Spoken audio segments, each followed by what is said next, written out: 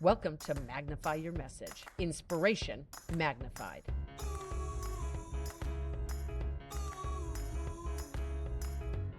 You said something earlier. Hope is, learned and earned. So I know we all face nopes, and it can come from different angles. It can come from the environment.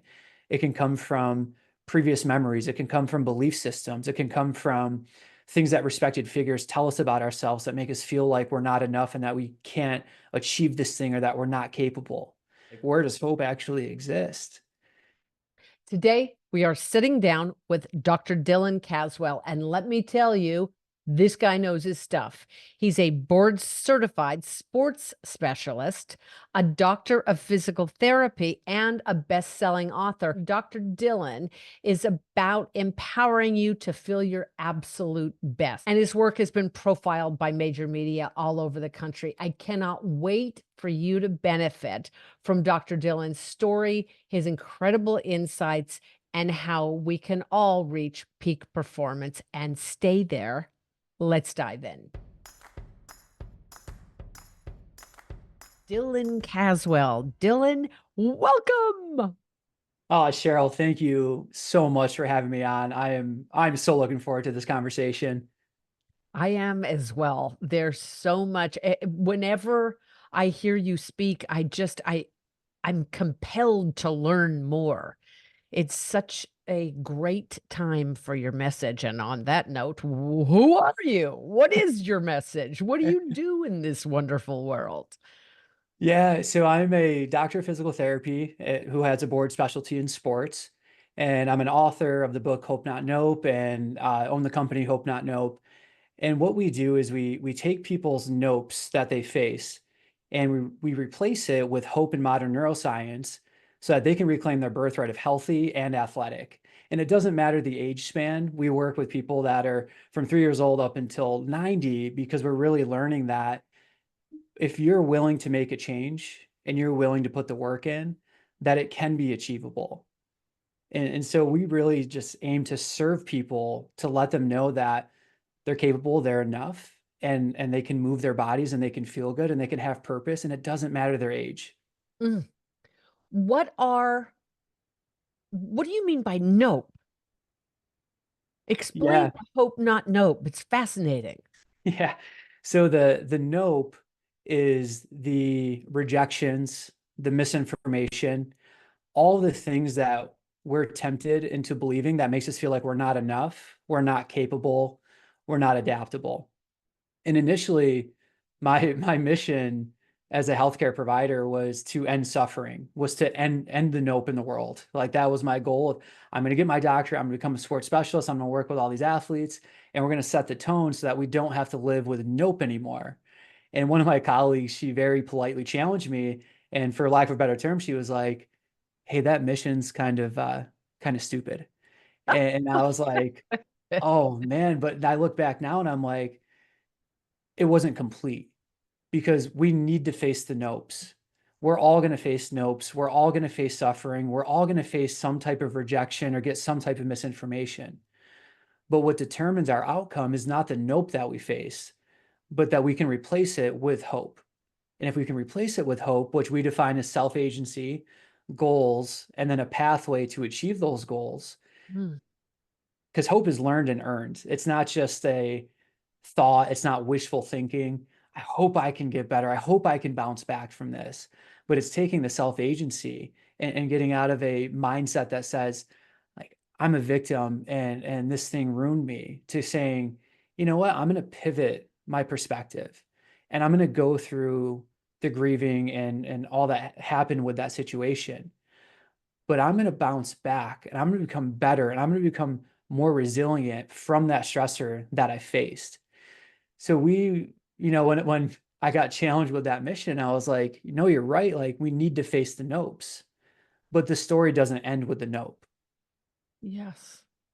I was working out this morning and there was a woman there who came up to me and was showing me something on her chest. She had a scar like a divot.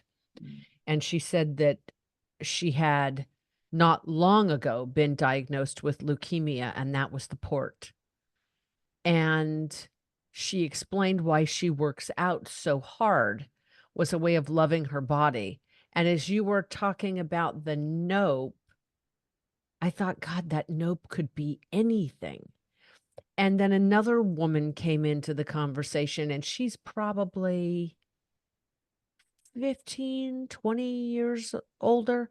And she said, well, I'm here because I don't do old.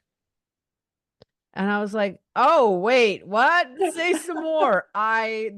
What? That's amazing. And I thought back to my grandmother who said, Josephine Marie. I had gone to a 4th of July party once. I was home in Colorado, and it was a kind of serve yourself type thing. And there was a drink table, and I was up there getting some iced tea or something. And this young guy came up and he's like, "Hey, can I get you anything?" Or I was talking to him and I went and sat down. And this girl I'd gone to high school with said, "Oh, I see you met Matt." And I was like, "Yeah, well, who's Matt?" "Over there at the drink table, that's my son." And I was like, "Oh." He's like a full-on adult, and she said, "Yeah, it's his time now. Our time has passed. Our time is gone. Our time was when we were that age." And it just rubbed me the wrong way. I was like, "Wait, what?" Dillon, like, no. And it so much so that I went to my grandma's that night and I told her the story. And she said, "I'm in my prime." Now, my grandma at this point was 89 or something like this. You know, Wow. I'm in my prime, and when it's not going to be my time anymore, when they put me in the ground that day, it will no longer be my time, but my time is right now. And I thought, oh God, yeah. Yeah. You've expanded the whole concept of nope. It could be anything. It could be natural aging, it could be an accident, it could be adversity. Are these the kinds of things you're talking about? Yeah, absolutely. And that's the heart of it. And a few years ago, I got to talk with Chris Norton. And for background reference, Chris Norton was a college football player. He went to make a routine tackle on a kickoff, led with his head, spinal cord injury. Oh, He went from feeling invincible, I'm a college football player, to being told that he had a 3% chance that he would ever move any limb again in his life. A 3% chance. And he looked at that 3% chance and said, I'm going to take it. yeah. And he went through the rehab process. He was in the hospital, and the healthcare team was putting him down. He Mm. thought he had feeling in his feet. He thought he could wiggle his toes. And the physicians would come in and say, Chris, you're making this up. It's in your Oh, head. It's phantom limb movement. It's not actually happening. And he was like, do you mind just looking at it and yeah. seeing if it is actually moving? And they're like, look, it's time to face reality. The reality is that you're not going to Oh, move again, and we have to move forward. And luckily, he was blessed with an incredible support system. His dad would come in and move his feet with him every night and give him touch and give him safe input and let him know that if your goal is to try to move again, we got your back. We understand the odds. We understand the nopes that are placed upon yeah. us. But if this is your goal, then let's just slowly work towards that. And so it was pretty funny because his dad had left the room and came back up, and he goes, "Hey dad, check out my feet." To kind of, he knew that he could move it at this point, but he wanted to like surprise his dad. So he goes, "Dad, check my foot." And he goes, "Is it moving?" And he didn't move it. And his dad goes, "No." And he goes, "Well, watch it again." And he moved his toe, and his dad starts crying, and he's like, "You move your toe."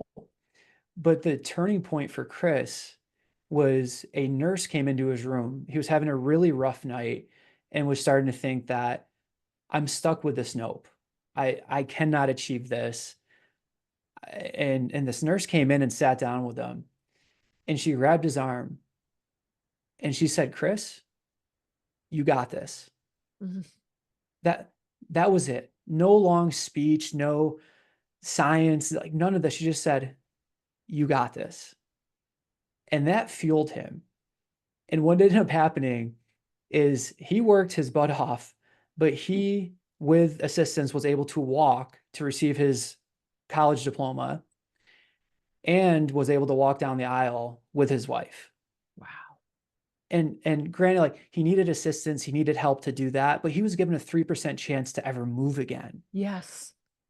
So I know we all face nopes, and it can come from different angles. It can come from the environment.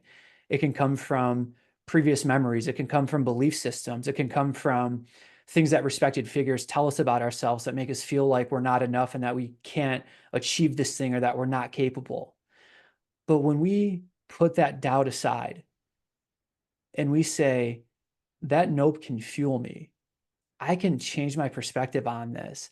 And not only can I use hope, but I can become hope and set the example for other people. That's where the power is. That's where the next generation is impacted. And that's one of my personal goals, is to show my niece and nephew, and then in the future, when my wife and I have kids, that our family line doesn't have to end in chronic disease, because that's kind of the pathway that we're seeing, is that our aunts and uncles and our grandparents pass, but our aunts and uncles, they get older and their life ends because of chronic disease, and the quality of life is near non-existent at that point. And I know for me, I don't want that. I don't want that for other people, because it's not about how long that we live, but it's the quality in which we live the time that we do have. The example that we set for ourselves to show us that we can face adversity and we can overcome that. And that example we can give to the next generation that leaves a legacy that impacts it for generations to come. You said something earlier. Hope is, wait, learned and earned, Mm-hmm. right? Yeah. God, that's so powerful, because I think the commonly held misconception is, oh, the bluebird of hope will and happiness will either alight on my shoulder or it doesn't.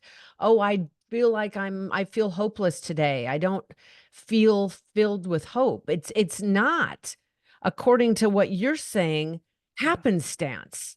Right. It's not if it's there or not. It's something we have to earn. Yeah. So, Yeah. oh God, that's mind-boggling. Say more about that. How in the hell do you earn hope?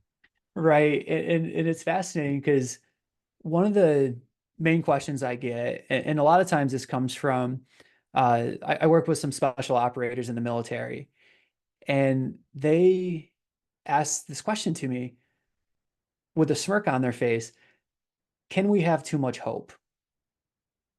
And the reason they're asking that is not because they're necessarily interested in that question, but they're interested because they've been burnt.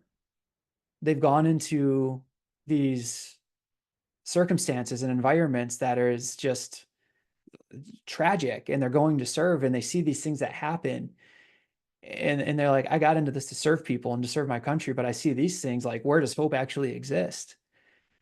And it's a tough question to answer them, because I know what they're looking for is, yeah, you can have too much hope. But the reality is that you cannot have too much hope, because hope, it's learned and earned. It's a choice to live in hope. And with hope, we need self-agency, goals, and a framework. If one of those three pillars is violated, that's no longer hope. Then it becomes wishful thinking. Then it becomes Ooh. a thought. And hope is not that, because we know that hope does not disappoint. Hope gets a bad rap. Yeah, Like there's this whole phrase like, oh, hope is not a strategy, because I think oftentimes another misconception about hope is it is wishful thinking, Dylan, right? right, It's that, oh, I'll do nothing and in, and hope. right. But you're saying something totally different, right? It seems Yeah, so active. What is your definition of hope? And say more about this self-agency and all that, would you? absolutely. Yeah. So when I started working clinically, like fresh out of school, um, kind of a side note, I almost didn't finish my doctorate. And it wasn't because the classroom rigor was too difficult. I'm like up for the challenge of that, but I was really getting burnout. And I had amazing professors and I went to an amazing university. But the reality is they had to teach us to get ready for the board exam.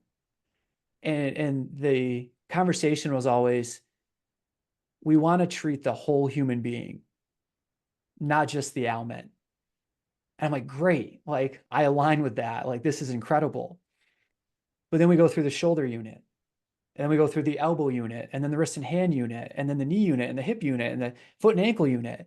And you get to the end of the year after crazy amounts of studying, and you go, hey, yeah, like, what about the whole human? Because, like, why am I asking someone how their knee is before I'm asking them how they are? And how can they say that they're good, but their knee is bad because their knee is part of them? So it got me really almost, I would say, pre-burnout before I ever graduated, because I was like, this isn't how humans should be treated. We have to care for them, and we have to be real with them. And I almost thought that we can't be real and give them hope at the same time. And I was getting ready to just, you know what, I'm going to be a strength coach and I'm going to do human performance. And if I don't get my doctorate in PT, I'm fine with that because I can still serve people. And I went on this clinical, and the reason I went there is because our professor said, all I can say about this place is that it's different. And I said, please sign me up for that because I need different. And I'm at this clinic, and the thing that was different about it was this was a clinic that people went to when they had nothing left. They tried every procedure, they tried every supplement, they tried any fad that came out because they were eager to get better. But what ended up happening is that they would go to alternative approaches in which it was gadgets and gimmicks, and they'd pay a lot of money and they'd get short-term relief, but long-term they wouldn't get the outcome. And then the science that they were getting from the Western side was very much not caring. It was very much outdated. So once they were burnt from both of these things, then we got to see them.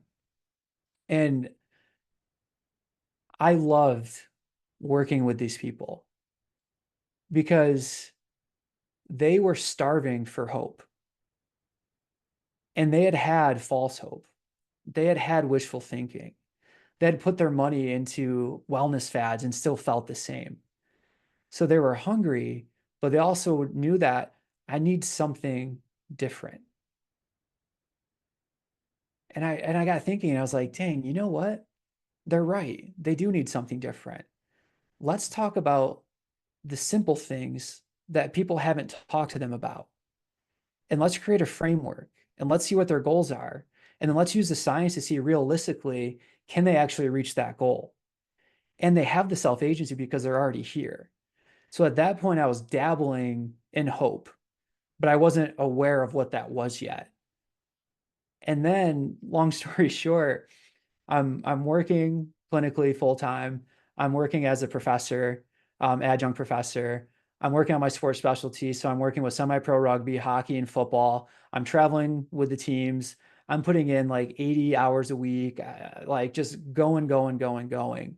And at the whole time, I never stopped and paused and just asked the question of, what am I doing? Who am I serving and how am I serving? And then all of a sudden the pandemic happened. And for the first time in my adult life, I had to take a pause. And I had to ask this simple question, what am I here for? Because I'm working with all these athletes and it's awesome and I love this, but like, what am I supposed to be doing? And from that, got interested in language and studying how we communicate to each other. And then I got interested in gratitude and then forgiveness and how that affects our movement system. And then I got interested in positive self-talk and how that improves athletic performance. And then started relating to how performance and pain are similar and different from each other. And all this came together. At that point, I realized this is hope. And then I started looking and saying, I wonder if there's ever been research done on hope. And the University of Kansas had a hope researcher named C.R. Schneider, who developed the theory of hope, of self-agency, goals, and a pathway to achieve it. So I started reading all of his work, all of his studies, and realized that what we're giving people is hope, not nope.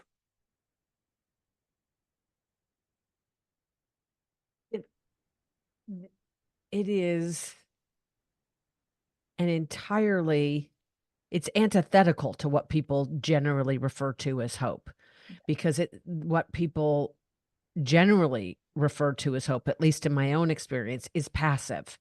Yeah. It's a passive phenomenon. That Right. sure, there may be a goal, but there's no pathway to get there. As a matter of fact, the only quote pathway is the fantastical imaginal bridge that hope is somehow going to deliver it. It's like an impossible goal plus quote hope in the old way of defining it Right. equals this wishful thinking, magical thinking land. And I think that's why hope can be maligned by so many, like saying that it's not a strategy. Right. But yours is in fact a strategy. Mhm. Self-agency, a goal, and a clear path of realization. Right. Right. That is, it's almost like a well, I was gonna say it's almost a redefinition of hope. It is in fact a a redefinition.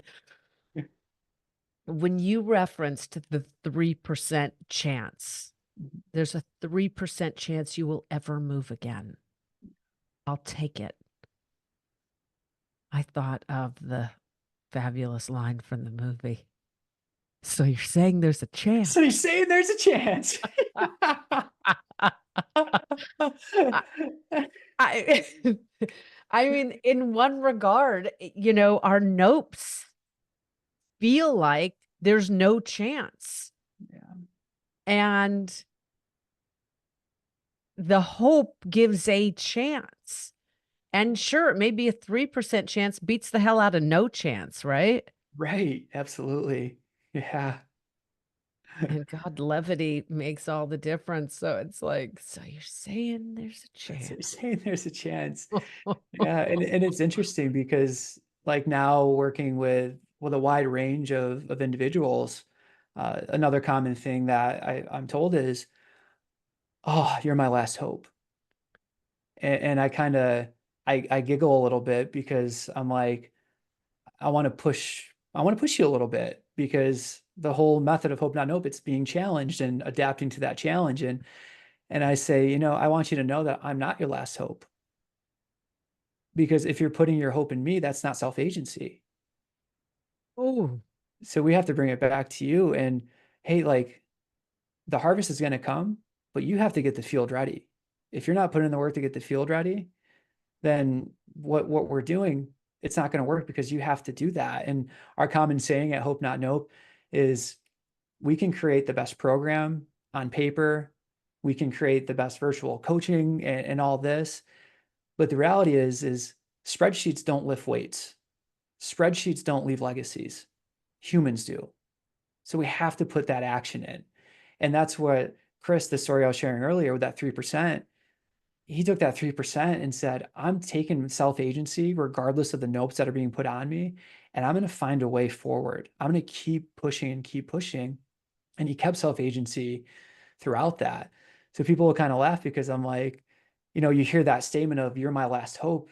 And that can be a lot of pressure of like, I know that you've been burnt. I know that you're hurting. I know that you don't feel like you're enough. I know you don't feel capable.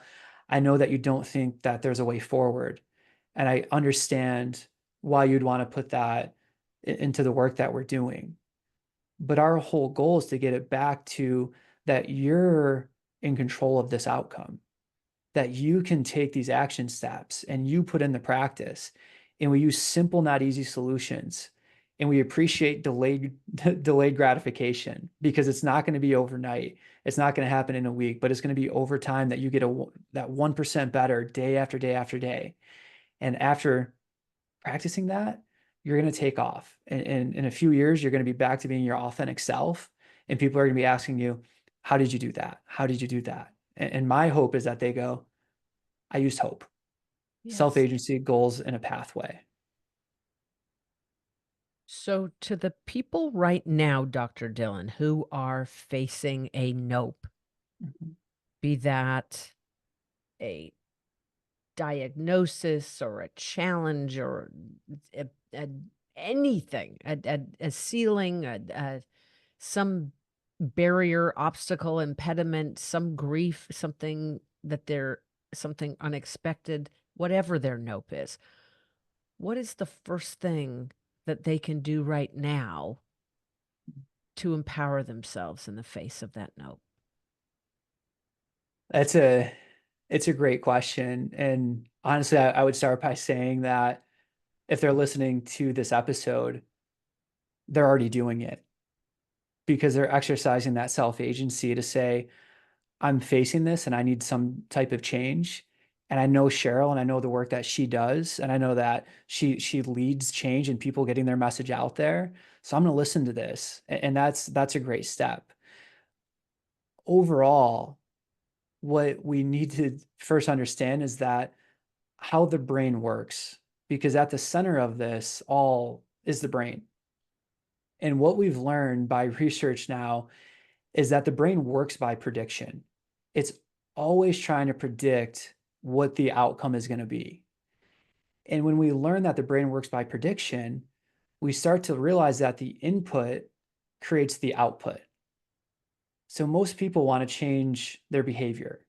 They want to change something about the way that they think or the way that they move or the way they behave. That's all an output. And most people will focus on the output, where we need to go in and say, well, what inputs have created that nope? And then how do we change that input that's coming in to then change that output? And everybody's input that they've received, it's a little bit different, but the strategy stays the same. Let's identify the inputs, change the inputs, or have graded exposure to those inputs, adapt, and then let our outputs change as a result of changing those inputs. So a lot of people might be asking, well, like, well, what is an input that creates an output? And an example I like to use is the common one in sports, like you're at a baseball game and you hear the organ come on and it goes, da-na-na-na-na-na, and everyone yells, charge. That's a prediction. And the reason that that's a prediction is because we've become conditioned to that sound. So we hear that sound and our brain has referenced a previous prediction pattern that sound means I yell charge. Now, the only reason we become conditioned to that sound is because somebody taught us what that sound implies. And then we saw other people do it. So we see other people do it. And because other people are doing it, we then go, this is my assumed reality. And the brain says, because I was part of something, I'm going to hold on to that pathway because none of us want to be alone. Mm. We all want to be part of something. So in that simple sound, our brain goes, we're part of a community. I have previous memories that tell me that the output is to yell charge. And when I yell charge, it's a celebration of this. But all that happened from prediction. But the inputs that led to that output was the sound, the teaching, and then the memory that was created with that. So now we start looking at the nope or the nopes that a particular person has faced. And we kind of go through this process of asking the questions and creating a bond and chatting through this of, well, what inputs have you gotten that have led you to believe that about yourself? And oftentimes it can be, going to an appointment and expecting to hear great news at this appointment. And then they got troubling news. And now the brain had a prediction error. And the biggest thing about the brain being a predictive organ is it does not like uncertainty. When it gets stuck in uncertainty, that's when we start to unravel. That's when we start to get stuck in the pit of self-doubt. That's when we start to become really afraid, is because we don't have certainty. So we start Wow. looking for what are the certainties? And then we start building those certainties up to start changing the inner dialogue. And we start looking and saying, a lot of people, they're like, hey, yeah, no, I want to be active again. And I want to throw a baseball with my kid or my grandkid. Great. Let's go throw a ball just to see what they're going to say. Oh, I can't do that. My shoulder sucks. Okay, we have a starting point. We have to change the input to allow you to know that your shoulder is great And then we build up with sensory evidence to change the input to then get them to be able to go throw the ball. You build certainty where there is no certainty for the brain. This is just mind-boggling, mind-blowing, truly. It's the predictive organ that the brain is. As it continues to predict, the world occurs like a very, well, predictable, ergo certain place. Right. But then once our prediction is wrong about something, the entire predictive mechanism breaks down. Is that accurate? Yeah, yeah. It's trying to figure out because it's budgeting, it's taking the predictions, and the reason it's predicting is to budget our energy. Mm-hmm. So it's saying, am I safe? And if I'm safe, then I can process this a little bit and find some certainty in the uncertainty. But if I get into a fight flight mode or my sympathetic nervous system takes over and my blood's boiling, then there's not time to predict, because its only thing is saying is we need to stay alive. We are being attacked right now and we need to stay alive. So our energy is going to go to that, not into further processing of why I may be responding or reacting in a certain way. That's amazing. And so then the unexpected causes uncertainty, which this is I think there's no coincidence that I said it was mind blowing. The mind's like, no, no, no, no, no, no. Go back to what you know. This is there's a what end is up. I don't know this world. The brain can't do its predictive game. It's interesting how you see how entrenched we become in the sameness, and the change or novelty is not good. You see, everything you're saying, it is illustrated why change can be so hard. But you're saying not to take it on for just changes in output, so you've got to change the input. This is phenomenal. Yeah. Yeah. And it's, to take it a step further, I used to give this talk back a couple of years ago, but I used to put up two pictures and or one picture. And the picture was a lady sitting at an office table and she just had tissues and was crying. And I would ask the crowd, I would say, what do you guys think happened just before this picture? And most of the time people would say, she probably just got fired. Probably just had a board meeting and it didn't go well and she got canned and she's crying. So that's an interesting prediction of that we instantly go to the worst case scenario. Right. And I go, what if the reason that she's crying is because someone told her a joke or quoted Dumb and Dumber and said, "You're telling me there's a chance?" And she's crying in laughter and in joy. And they go, huh, I guess I could see that occurring. And then I take it the next step further and I go, okay, let's look at exercise and let's look at anxiety. What happens physiologically when someone's exercising? Their heart rate increases, their blood pressure increases, hormones are being pumped around. Okay, great. What happens physiologically when someone's having a panic attack? Their heart rate's increasing, their blood pressure's increasing, hormones are being pumped around. What's the difference between exercise and a panic attack? Well, with exercise, we know the input that's creating the output. In a panic attack, we start to feel this way and our chest gets tight and heavy and we don't feel like we can move and we kind of ball up and we're feeling this way, but we don't know why it's occurring. And because we don't know why it's occurring, that uncertainty keeps the panic attack going. So physiologically, we have similar responses for a lot of different triggers in the environment. But the ability of the brain to predict and say that this is the reason that we feel this way changes the experience of it. Because exercising, you know what's creating this response physiologically.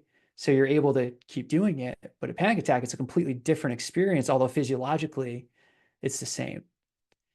And then it goes on to things with pain too, and a lot of illnesses that people face. It's sometimes the uncertainty of the condition is worse than the condition itself. The uncertainty of, is there a solution? The uncertainty of, am I stuck with this? The uncertainty of, am I going to be able to work and put bread on the table? And that uncertainty, it crushes people. It hurts them. It puts a lot of pressure on them. So if we can find some certainties that we can take care of in this present moment, and we can work on that and give the brain some certainty amongst all the uncertainty that's in the world, the brain is going to allow the body to feel a little bit better. So, Dillon, if you were to leave people with something, how do we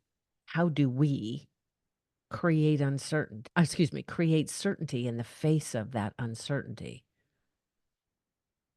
I think the biggest thing is starting to deconstruct the things that society has taught you to believe about yourself that don't help you move forward.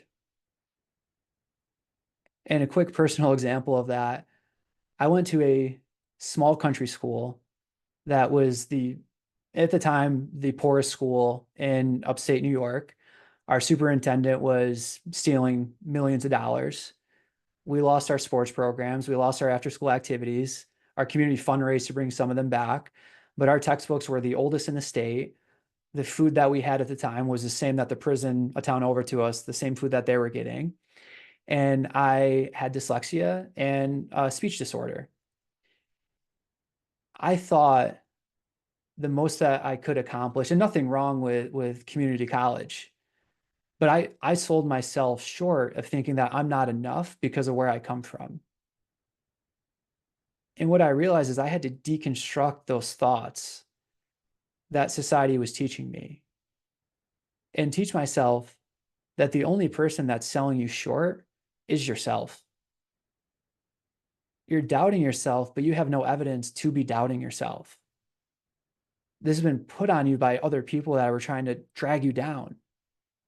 So if we can deconstruct these things that don't help us move forward, then we start to realize that we really do stand a good chance to achieve the goals, no matter how big they are, that we can achieve them. I never thought I could write a book. I never thought I could get my doctorate and teach. I never thought I could be on a podcast like this, talking with you, Cheryl. So we all have to start somewhere. Start by deconstructing those nopes that have been put on your life and start giving yourself back the evidence that you can become hope. Dr. Dillon, what an eye-opening experience to sit here with you today. How can people learn more about you? Yeah, it's all Hope Not Nope. So website is hopenotnope.org, Instagram, Hope Not Nope, on YouTube, Hope Not Nope, and it's all there. Our book, Hope Not Nope, is on Amazon, Barnes and Nobles, anywhere that sells books has it there. I'll make sure all of that is in the liner notes of the episode. What is the final thing you'd like to give people as a gift today? Well, I think a few things, Cheryl. I think as a huge thank you to you, I'd like to just say we all need coaching, because what I've learned is that developing the message is the fun part. It's the part you're passionate about. Getting that message out is harder than what people may think that it is. We all need coaches. We all need mentors. And your mentorship has helped me so much in being more confident in delivering this message of hope to people. So first, I want to thank you for your work. And I'm thinking of the episode today, Hope Not Nope, and I'm like, Cheryl, this is you. You've faced incredible adversity and challenges, and yet you're here speaking about it and leading people and showing them the changes that they can make in their lives. And it's amazing. Like you are an example of hope, not nope.